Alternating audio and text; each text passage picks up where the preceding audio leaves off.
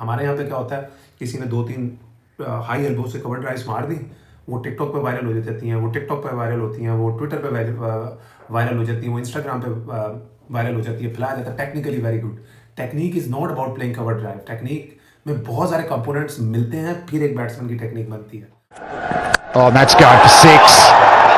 That's going out. Miles and 50 up. What an innings of just 21 deliveries. Goodness me, how strong is Sohaib Maksud? No ball. No ball. अस्सलाम वालेकुम जी, welcome to my YouTube channel. और आज बात कर लेते हैं जी Sam Ayub पे, जो एक future superstar, future global superstar जिनको कहा जा रहा है। एक अनफॉर्चुनेट इंसिडेंट उनके साथ हुआ अभी साउथ अफ्रीका में टेस्ट मैच खेलते हुए, और उनको एक एंकल की इंजरी हुई, जिसकी जो विजुअल्स आ रहे हैं सामने, जिस तरह से उनको क्रचेज, उनको एक पूरी उनकी टांग को बांधा गया है और जिस तरह क्रचेज से वो चल रहे हैं, वो बड़े दर्दनाक हैं। बिकॉज एक तो वो, हमें उनको विश करना चाहते हैं, we want to wish him all the best for his recovery, और अल्लाह से दुआ है कि जब वो अभी इंग्लैंड जा रहे हैं अपनी ट्रीटमेंट के लिए, कि उनको सर्जरी की ज़रूरत ना पड़े। Because I have gone through that. मेरी भी एंकल का ऐसे ही एक दफ़ा ट्विस्ट हुआ था, and I had a surgery and I went out of the game for almost 14 months। But I hope अब जदीद टेक्नोलॉजी है। जो मेरे साथ हुआ था दैट वाज बैक इन 2013 या 2012 में हुआ था। तो I went out of the game for like 14 months। और पाकिस्तान का जो पूरा इस वक्त ओडीआई का जो कॉम्बिनेशन है, जो पाकिस्तान ने तैयार किया है, जो बड़ा अच्छी शेप में नज़र आ रहा है, और चैंपियंस ट्रॉफी भी तकरीबन कोई 7 से 8 वीक दूर रह गई है। तो वो पूरा जो बेस्ड हमारा कॉम्बिनेशन है ना, वो बेस्ड कर रहा है अराउंड सैम अयूब।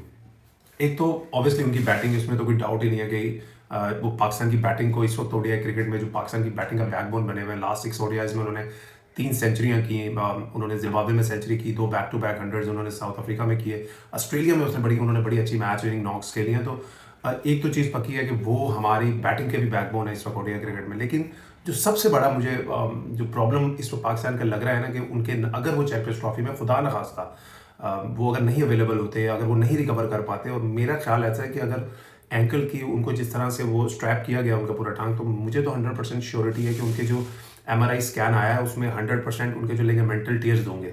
और लिगामेंटल टीयर को पहले तो रेस्ट के साथ आपने उसको, टीयर खुद रिपेयर होते हैं, उसके बाद आपको बड़ा एक अच्छा रिहैब चाहिए होता है उसको दोबारा स्ट्रेंथन करने में। क्योंकि जब आप स्पोर्ट्स खेलते हैं, आपके एंकल पे आपकी बॉडी का 4 to 5 times जो वेट होता है वो पड़ता है। तो मुझे ऐसा लगता है कि बड़ा मुश्किल है कि सैम अयूब के अगर तो उनके लिगामेंट्स टीयर्स हुए हैं, तो मुझे ऐसा लगता है कि बड़ा मुश्किल है कि वो चैंपियंस ट्रॉफी तक पाकिस्तान को अवेलेबल हो। बट वी वांट कि वो अवेलेबल हो जाए, बिकॉज जो पाकिस्तान की सारी जो कंपेन है वनडे क्रिकेट की, जो पाकिस्तान की एक कॉम्बिनेशन है ओडीआई क्रिकेट में, उनके अराउंड है। ना सिर्फ बैटिंग के, जो पाकिस्तान ने इस वक्त ओडीआई क्रिकेट में कॉम्बिनेशन बनाया हुआ है, जिसमें वो 3 फास्ट बॉलर्स के साथ जाते हैं, एक जेन्युइन स्पिनर्स के साथ जाते हैं, और 5वें बॉलर का रोल आपको प्ले करके देते हैं आगा सलमान और सैम अयूब। अगर सैम अयूब ना किस पाकिस्तान के लिए बहुत इंपॉर्टेंट बैट्समैन है, वो पाकिस्तान के लिए बड़े इंपॉर्टेंट, पाकिस्तान के जो बॉलिंग कॉम्बिनेशन है उसमें बहुत रोल प्ले करते हैं। पाकिस्तान की team combination in ODI cricket वो बहुत इंपॉर्टेंट रोल प्ले करते हैं। अगर सैम अयूब अवेलेबल नहीं होते, तो आपको पाकिस्तान की जो वनडे क्रिकेट का सेटअप है, जो पाकिस्तान की वनडे क्रिकेट में पाकिस्तान ने एक कॉम्बिनेशन बनाया हुआ है for champions trophy, obviously champions trophy only few weeks away, तो पाकिस्तान ने सोचा हुआ है कि हमने इस कॉम्बिनेशन के साथ चैंपियंस ट्रॉफी में जाना है, तो वो कॉम्बिनेशन पूरा डिस्टर्ब होगा। आपने बड़े अरसे से पाकिस्तान ने, हम देख रहे हैं कि आपने स्पिन ऑलराउंडर नहीं ट्राई कर रहे, आप फास्ट बॉलिंग ऑलराउंडर नहीं ट्राई कर रहे, बिकॉज आप डिपेंड कर रहे थे आगा सलमान और सैम अयूब पे to work as a 5th bowler. अभी आगा सलमान को ओडीआई क्रिकेट में एज अ 5th बॉलर और पाकिस्तानी पिचेस, मुझे नहीं लगता ऐसा पाकिस्तानी टीम कभी करेगी। अगर सैम अयूब अवेलेबल नहीं होते, तो फिर आपको प्रॉपर कॉम्बिनेशन चेंज करना पड़ेगा, आपको दरमियान में एक फास्ट बॉलिंग या स्पिन ऑलराउंडर डालना पड़ेगा। सैम अयूब एक पाकिस्तान की तरफ से बहुत रन कर रहे थे वनडे क्रिकेट में, उनके जो पार्टनर है अब्दुल्ला शफीक, वो टोटली आउट ऑफ थॉट्स नजर आए हैं in the recent past ODI cricket में। तो ऑलरेडी पाकिस्तान उनको चेंज करने के बारे में जो मैनेजमेंट है वो सोच रही है, तो उधर से सैम अयूब इंजर्ड हो गया, तो आपको पूरा एक ओपनिंग पेयर भी चेंज करना पड़ सकता है। तो इस लिहाज से पाकिस्तान की जो ओडीआई क्रिकेट की जो प्रिपरेशन है चैंपियंस ट्रॉफी के लिए, वो बहुत डेंट होगी। अब बात कर लेते हैं अब्दुल्ला शफीक की। अब्दुल्ला शफीक को क्या पाकिस्तान, अगर सैम अयूब इंजर्ड होते हैं, क्या पाकिस्तान को कैरी ऑन करना चाहिए उनके साथ? बिकॉज लेटली 1-2 साल से हमने देखा कि ओडीआई क्रिकेट में वही खेली जा रहे हैं, वो आउट ऑफ फॉर्म है। क्या शुड पाकिस्तान बैक हिम, क्या पाकिस्तान को उनको बैक करना चाहिए for the champions trophy? My answer is no. Because मुझे ऐसा लगता है कि एक तो जो भी इश्यूज हैं फ़खर जमान के साथ सुनने में आ रहा है, खबरें आ रही हैं कि वो सॉल्व हो चुके हैं, उनकी फिटनेस बहाल हो चुकी है, जो भी उनके ट्वीट्स के इशू थे वो भी सॉल्व हो चुके हैं। एक हमने उनकी पॉडकास्ट भी देखी थी जिसमें उन्होंने सारी चीज़ों को क्लैरिफाई किया था, तो hopefully he will come back in the team. तो एज अ सेकंड ओपनर जो हम नॉर्मल एक परसेप्शन आ रही है कि सैम यूब, बट मेरा मानना है पाकिस्तान को अब्दुल्ला शफीक की जगह ना, या तो पाकिस्तान को इमामुल हक की तरफ जाना चाहिए या फिर पाकिस्तान को ट्राई करना चाहिए before champions trophy Shan Masood को। अब जब मैं शान मसूद का नाम लूँगा तो बड़े लोग यहाँ पे शाउट करेंगे, ओ उसने तो टेस्ट में कुछ नहीं किया, वो तो इतना वो है, कुछ उसको कह देंगे पर्ची प्लेयर है कुछ। अब देखें हमारे यहाँ पे ना शान मसूद पाकिस्तान के टेस्ट के कैप्टन हैं, उन्होंने एक बड़ी शानदार इनिंग्स भी 145, और मुझे हमेशा मैं उनके बारे में बात करता हूँ सोशल मीडिया पे भी, यूट्यूब चैनल के थ्रू, कि जो उनकी एबिलिटी है, जो उनका टैलेंट है, वो उसको जस्टिफाई इंटरनेशनल क्रिकेट में उस तरह से नहीं कर पा रहे ड्यू टू हिज एक्सट्रेवेगेंसी जो वो शो करने की कोशिश करते हैं। इनिंग्स के स्टार्ट में बहुत ज़्यादा ऑन दी अप खेलने की कोशिश करते हैं, बिकॉज मुझे ऐसा लगता है उन्होंने इतनी ज़्यादा रेंज ऑफ शॉट्स डेवलप कर ली है कि अगर वो शुरू में थोड़ा सा कम्पैक्ट रह के खेले, इवन इन ओडीआई क्रिकेट जिस तरह वो T20 क्रिकेट में भी खेलते हैं, तो मुझे लगता है वो बहुत ज़्यादा सक्सेसफुल ओडीआई प्लेयर बन सकते हैं। अगर देख लें अब्दुल्ला शफीक में कोई हार्म नहीं है कि आप उनको जाए, उनको फ्री करें, उनको जाके 1 साल डोमेस्टिक क्रिकेट का रगड़ा खाने दें। अगर हम प्रॉपर लिस्ट का रिकॉर्ड अगर अब्दुल्ला शफीक का देखते हैं ना, तो उनका 36 मैचों में 2 सेंचुरी हैं, उनमें से 1 सेंचुरी उनकी इंटरनेशनल ओडीआई क्रिकेट में, तो सिर्फ 1 डोमेस्टिक में उन्होंने सेंचुरी की अभी तक वनडे में, वो भी उन्होंने 2 साल 3 साल पहले की थी। आप इमामुल हक को देखते हैं तो उनकी 49 की ऑलमोस्ट ओडीआई की एवरेज है, 9 हंड्रेड्स हैं उनके इंटरनेशनल क्रिकेट में, 72 गेम्स खेले हैं, और उनके टोटल लिस्ट ए के जो 100 है वो 10 है। इसका मतलब है कि उन्होंने डोमेस्टिक क्रिकेट में सिर्फ 1 100 किया है, बट उनकी इंटरनेशनल क्रिकेट में इतनी ज़्यादा परफॉर्मेंसेज है, मुझे लगता है कि उनका पहला हक बनता है।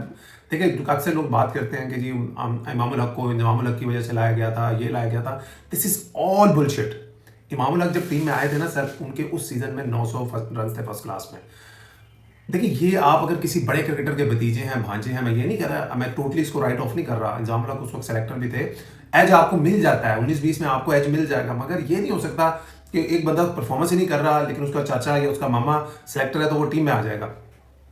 उन्होंने इमामुल हक ने भी 900 किए। शान मसूद का जब आप लिस्ट ए का रिकॉर्ड देखते हैं ना सर, 53-54 की एवरेज है, 16 उनकी लिस्ट में 100 है। अब यहाँ पे लोग आके मुझे भाषण देंगे भाईजान उनकी वनडे की एवरेज 18 की है। भाई मैं आपको एक बात बताता हूँ, 9 मैचेस उन्होंने कितने सालों में खेले हैं पहले ये आप मुझे बताएं। मैं आपको गारंटी देता हूँ अगर आप शान मसूद को थोड़ा सा लॉन्गर रन वनडे क्रिकेट में दें, ही इज एट पीक और अपने पीक टाइम में जो बैट्समैन की एज होती है ना 34-35, और उसमें उनकी फिटनेस भी बड़ी पीक लेवल की है, जितनी रेंज ऑफ शॉट्स। हम तो जब डोमेस्टिक क्रिकेट मी एंड शान been playing together for last almost 14-15 years, और हमने हमेशा उनको वाइट बॉल क्रिकेट का, हमेशा उनको वनडे क्रिकेट का अच्छा प्लेयर पाया। जब वो शुरू में डोमेस्टिक क्रिकेट खेलते थे, इवन जब वो टेस्ट क्रिकेट भी खेले तो उनका एक फर्स्ट क्लास में शो था। वो हमेशा से ही, जैसे बाबर आजम भी जब हमारे साथ डोमेस्टिक क्रिकेट खेलते थे, बाबर आजम कभी भी फोडे क्रिकेट में इस तरह के प्लेयर लोगों को नजर नहीं आते थे कि यार ये बहुत अच्छा प्लेयर है। उनके टेक्निकल फ्लॉज जो भी रेड बॉल क्रिकेट में थे वो एक्सपोज होते थे।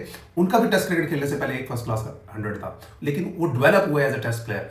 शान मसूद का जो असल फॉर्मेट है ना सर, जो असल फॉर्मेट है वो ना T20 है ना वो टेस्ट क्रिकेट है। शान मसूद को मुझे हमेशा ऐसा लगता है कि यार उनको ना उस तरह से उनकी जो वाइट बॉल क्रिकेट पे उनको क्रेडिट मिलना चाहिए ना, वो मिलता कोई नहीं है। जब मुल्तान सुल्तान भी चैंपियन बनी, उन्होंने वो 2 साल मुल्तान सुल्तान के लिए बहुत परफॉर्म किया। उन्होंने ही वॉज वेरी एग्रेसिव, उनका बैटिंग स्ट्राइक रेट 140 का था, वो सेल्फलेस खेलते थे। कई दफ़ा ऐसी भी स्टेज पे आता था कि वो अपना 70-80 कर सकते थे, लेकिन वो 40-35 टीम के लिए जो काम आते थे करके आउट हो जाते थे। लेकिन उनको सिला उस टाइम भी ये मिला था कि 2 सीजन ही प्लेड वंडरफुली। जब वो एक सीजन में 4-5 मैच फ्लॉप हुए तो उनको मुल्तान सुल्तान ने भी ड्रॉप कर दिया था, बिकॉज जो इस तरह के प्लेयर होते हैं ना जिनको सोशल मीडिया पे इतना रेट नहीं किया जाता, इलेक्ट्रॉनिक मीडिया पे इतना वाइट बॉल क्रिकेट में रेट नहीं किया जाता, तो उनके पास फेलियर का जो परसेंटेज है ना वो बहुत कम होती है। हमने PSL में देखा है बहुत ज़्यादा फ्लॉप भी हुए हैं फ़खर समान लाहौर कलंदर्स के लिए, लेकिन उनकी एक रेपुटेशन है वाइट बॉल क्रिकेटर बनने की, तो उसकी वजह से वो खेलते रहते हैं। यही मेरा ख्याल है कि पाकिस्तान को शान मसूद को, अगर आप इमामुल हक की तरफ नहीं देख रहे, मैं अभी भी मानता हूँ कि अगर सैम यूब अवेलेबल नहीं है तो आपको फ़खर जमान के साथ दोबारा इमामुल हक को ट्राई करना चाहिए। लेकिन अगर सेलेक्टर चाहते हैं कि नहीं यार हम इमामुल हक की इस चीज़ से नहीं खुश, कि उनके स्ट्राइक रेट से नहीं खुश, उनकी अप्रोच टुवर्ड्स बैटिंग से नहीं खुश, जो हमें काफ़ी खबरें आती रहती हैं, तो आप शान मसूद की तरफ देखें। हमारे यहाँ पे ना मसला पता क्या है, हमारे यहाँ पे जो अब लोग बोलते हैं कि जी अब्दुल्ला शफीक ना टेक्निकली बड़ा साउंड है, पाकिस्तान को ऐसा टेक्निकल प्लेयर। हमारे यहाँ पे ना अच्छी टेक्निक पता है किसको लोग समझ बैठते हैं, कोई बंदा हाई एल्बो से खेलता है जो कवर ड्राइव बहुत प्यारी मार देता है, लोग कहते हैं इज टेक्निकली वेरी गुड। मैंने जितनी क्रिकेट खेली है, अब मेरे में भी भाषण देना कि तू ये खेला, तू भाई मैं एक क्रिकेट ही खेली है मैंने पूरी जिंदगी।